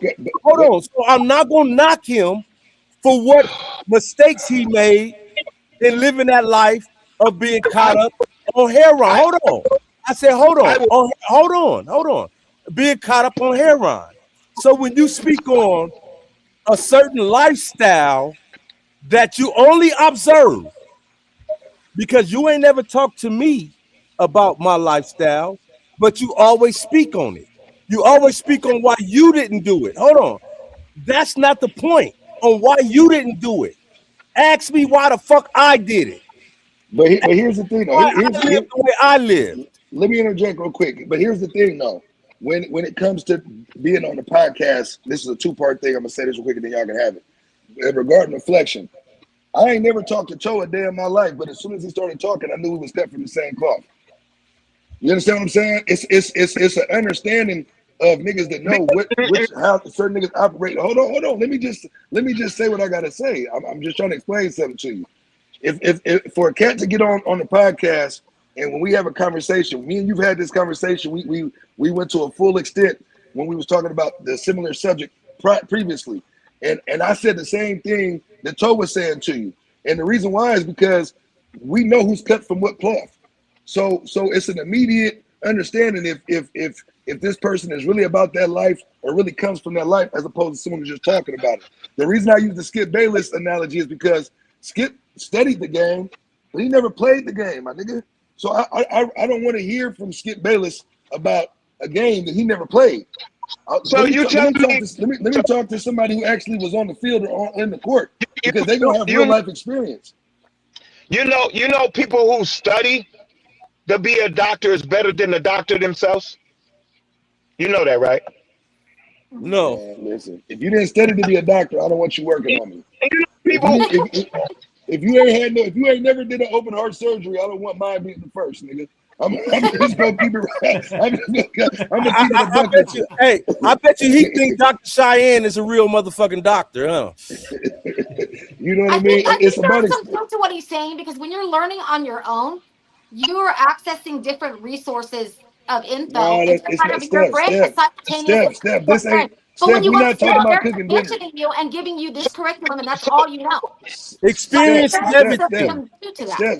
Steph, we're not talking about everything. We're not talking about cooking dinner, Steph. You can get a I'm not recipe talking book about and cook dinner. doing an open heart surgery. I'm just saying learning any type of medical sense. So how did BB King become one of the greatest blues players? God damn. Yo, what the fuck are we Somebody talking? taught him. Somebody taught him. Somebody taught him. I knew Legend was about to get Hey, Legend, somebody taught him. Somebody taught him, Legend. Somebody taught him, Legend. Somebody taught him, Legend. He didn't learn on his own, Legend. He didn't learn on his own. Somebody taught him. How did Jimi Hendrix become the greatest guitar player? Somebody taught him. Somebody taught him, and he practiced his craft. Yo, somebody taught him. He's trolling us right now, bro. He gotta be trolling us. No, he's not. He's serious. What he's saying is they learned how to play the guitar on their own. Nobody ever taught them, but they still had to get the experience. You gotta be trolling right now. Somebody taught them, Wes. Hey, Wes, somebody taught them. Nobody taught Jimi Hendrix how to play it. He learned on his own. But what I'm saying is, he had to learn how to read. He had to learn how to read music. He didn't know. He didn't know. Neither did my dad. My dad played the bass too, and he didn't know how to read music. So he's a self-taught musician, is what Reflection is trying to say. But what I'm saying is that he had to observe somebody first. It didn't just happen. He observed somebody first. Okay, and so he had to observe somebody first, and then put his own twist in it, and then moved on and went on from there. I just said that. I said I survived, and I know when I know because I watched y'all. So that made me greater than y'all. If you study the greats, you're greater than the greats that you watched. But watching people doesn't mean you're a cipher type of shit. There's levels to this, right? There's levels to this. Come on now. So how did I make it to 54, Larry? How did I make the 54 years old? By the grace of God. 27. We don't know. By the grace of God. By the grace of God. Only you know what? Only you can answer that, man. Yeah. By the grace of God. By the grace of God. Only you can answer that, my G. That's how you made it, homie. By the grace of God, homie. Simple as that, homie. Reflection, don't get upset. We're just having a talk. It ain't that serious. Go put on a motherfucking shirt. Go put on a shirt. You sweating, motherfucker. Hey, yo, fam, look. How did you You know the answer to that. That's a question you should be asking yourself. You see what I'm saying? Like, I can't answer that because you know your background and your upbringing better than I can explain it, better than I could ever explain it. You see what I'm saying? So only you could really answer that, fam. Hey, Reflection, answer this. Why do the old dudes still hang out? Why haven't they grown up? Explain that to me. Why do you think? Wait, because let me ask the question first. Let me ask the questions. Why do you feel that these old cats is still stuck in that YN lifestyle? Because that's where their attachment is. That's where their mentality is. They haven't grew outside of that. And I'm not saying everything within that world is bad, but they haven't grew outside of that. That's what their attachment is. If I put my arm in a sling right now, there's clearly nothing wrong with my arm, right? If I put it in a sling right now for a month and I remove that sling, guess what I'm gonna be compelled to do? Still keep my arm in this position. Yeah. Because that's what it's used to. A lot of niggas is used to it, so they moved away from you it. ever said, nigga. That's the realest shit you ever said. I agree with that. I agree with that statement wholeheartedly. Reflection. I agree with that statement wholeheartedly, man. I mean, out of all the other bullshit you've been saying all night, that's some real shit. That's some real shit. Motherfuckers say bullshit. I never say bullshit. You know what makes it seem like everything come out my mouth? Because I'm loud. That's what everything that come out my mouth because I say it loud, and that's my downer. That's my downfall. It's not a downer. It's just you're just. That's not it. We've talked about this before, Reflection. We've talked about this before. Reflection, that's not it. Sometimes you be way off to the left. And then hold on, in the Pacific, Callie says that they can't leave the hood. Why can't they leave the hood? Because they're stuck. Like, I know motherfuckers from Sacramento that's never been out of Sacramento. I know motherfuckers. That's all they know. That's all they know. They don't have any emotion. I get it, like the comfortability, but anybody could make a choice to do. But see, you can't just say that because see, if that's all I know, let me explain to you why. Let me explain to you why. On your lifestyle, man. Let me explain to you why. If that's okay, Steph. If that's all I know, I don't know nothing else but Crenshaw Boulevard and 50 and Crenshaw Boulevard. That's all I know is Crenshaw Boulevard. I ain't been nowhere. I ain't experienced nothing. I don't even want to experience anything else because this is my comfortability. So if this is my comfortability and I'm not trying to go out of my comfort zone, because see, in order for you to change, you got to become uncomfortable. You understand what I'm saying?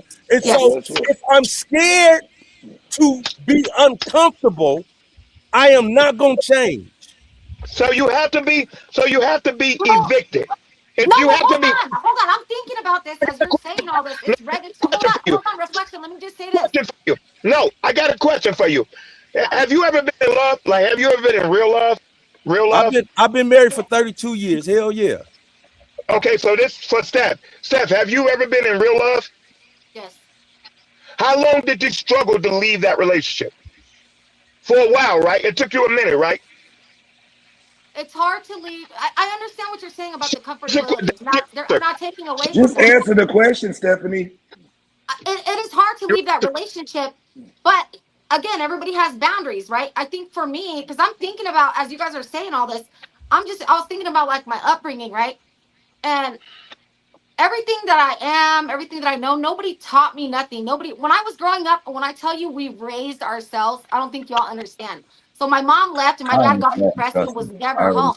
So we raised, when I say that, so everything that they were, I wanted to do the opposite as them. That's why I never there's certain shit that I will never do. And I've never been uncomfortable in a sense, like, let me just stay here. But maybe that's because my upbringing was just chaos all the way through. You know what I mean? Steph, everybody don't have, but Steph, everybody don't have boundaries.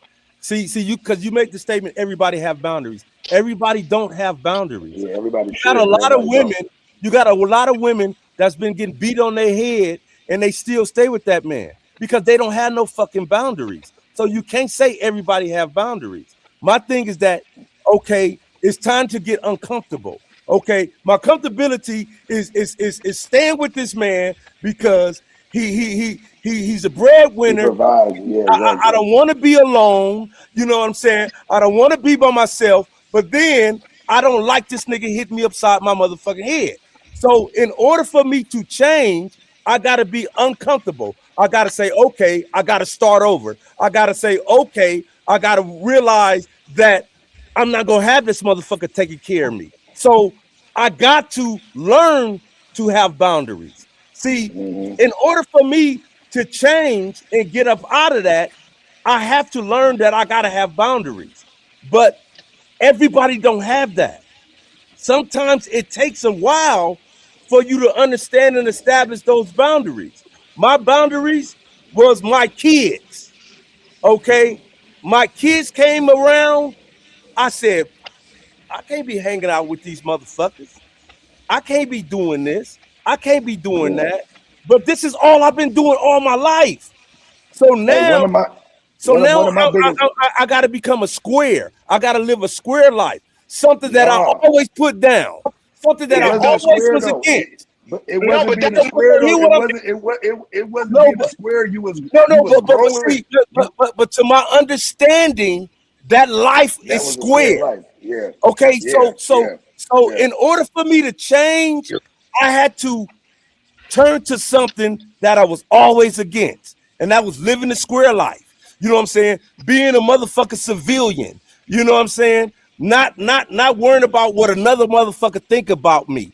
I had to get uncomfortable with that and change. I had to understand that I have to set boundaries. I didn't have no motherfucking boundaries. I didn't have none. And see, one of the biggest boundaries that I learned to set early from having kids was I couldn't have everybody around my kids. You feel what I'm saying? So when we used to kick it and motherfuckers come out of the crib and all that, once I started having kids, all that shit was dead. That shit was dead. There wasn't no more coming to the crib and kicking it and coming out of the house, unannounced, popping up to the house and all that shit with my kids. That was what made me start setting boundaries. Like even for myself, certain shit I just wasn't gonna do no more. You know what I mean? No disrespect to y'all because you keep interjecting kids that brought your change. I didn't have my first child till I was 44 years old. Damn. I knew change, and I knew what direction I needed to go before I had my child. And if we push, change comes with having a child or having some type of greater emotion that you're attached to. That means we're lost, and we need to stop talking. I know I was lost. And what I'm saying is that, hold on. And what I'm saying is that was my boundary. That was my change. That was my light bulb over the fucking head. My kids. I'm not saying that that's for everybody. I'm just speaking from a personal standpoint. That was my boundary. That was my change. That was. But everybody has their different why though. So you feel what I'm saying? Everybody has their different why. It might have been the first time I went to jail. I think it was the second time I went to jail. I had already had kids. You feel what I'm saying? The second time I went to jail, I had already had kids, and so that shit shook me. You know what I mean? Thinking like, well, damn, I don't want to be this same life that I grew up with. This. A child. It didn't take a child to shake me. Okay. It didn't take a reflection. Do you know another thing? I didn't get my first job until I was 26 years old, homie. That was my first job that I got a fucking paycheck. I was 26 years old, but I was stuck. Choice. That was a choice. No, everything is a choice. Hold on. Well, listen, damn, homie. Everything is a choice. Everything in life is a choice. All right. That was your. I wish I had your life. No, you don't. No, you don't. Because it came with choices. I didn't have choices. You did. Everybody got a choice. I did not. I was a virgin at 26. So that was your choice to be a virgin. Maybe you were just an ugly ass motherfucker. Because obviously I'm not. Obviously I'm not. I don't know how you looked when you was young. You was probably ugly as a motherfucker. And no bitch didn't want to give you no pussy. but my thing is that you still had a choice. Hold up. And what I mean by listen, what I mean reflection. What I mean reflection. Have you ever the mind is a terrible thing to Okay, waste? which way did you go? Tell me this. Reflection. Which way did you go? Which way did you go? You went to the right, right? You went to the right. Okay, so your lifestyle is to the right. Did you have a choice to go to the left? No, I didn't have a choice. I didn't have a choice to go either. I didn't have a choice to go either way until I was 26. Oh my fucking gosh! All right. I didn't. Okay. I didn't. All right. I didn't become free. I didn't become a free man, and documents for this. Nobody knew what to call me because I wasn't in the system. It was literally John Doe. You was a refugee. We're gonna have to do a part 2 on this topic, man. I'm about to go ahead and wrap it up, man. It's about 2 hours now we've been on this. I do want to appreciate everybody for coming on, man. Shout out to the boy Crypto. Oh, here you go. Man, I thought Green Mask was gonna come on here, boy. It'd have been lit. Hey, man, boy, Legend, man. Thanks for coming on. Hey, appreciate you, Legend. Definitely had to get up out of here. Reflection, man. Always a pleasure, homie. Thanks for coming on. We're going to run it back again on part 2 on this one, man. There's a lot of other points we didn't get to tonight. But appreciate y'all, man. Signing out. I try and tell them take notes, but they never learn. It's all facts, no cap. Let's talk about how your man think you solid, but you cheating on him. Throw the pussy at us and wonder why we don't even want it. You put your nose in people's business and be speaking on it. Drive around in something rented, acting like you own it. They ran off on the plug and they bring no money back. You ain't ballin', bro. You never seen 100 racks. You be at your man, baby mama house with honey packs. Sniffing lines, mixing coke with the honey jack. Boy, you better stop lying. You're not gonna ever be as real as us. Stop trying. That's just the way it is. Suck it up and stop crying. We get the bag 4 ways, no stop sign. Snitches got taps on their phone, that's a hotline. Acting like you 6'2" when you 5'9". Couldn't find a recipe you like until you try mine. If you ain't on the field for real, stay on the sideline. Suckers try to treat you like a bitch with the price. Charging like they try and get rich overnight. Knowing they never sat first class on a flight. Talking like they tough, but they never wanna fight. I turn shit into gold when I get my hands on it. You tricking paper on a bitch, throwing fans on her. Showed up to the game and took it over like I planned on it. Look, if I said it, then I mean it and I stand on it. Fast.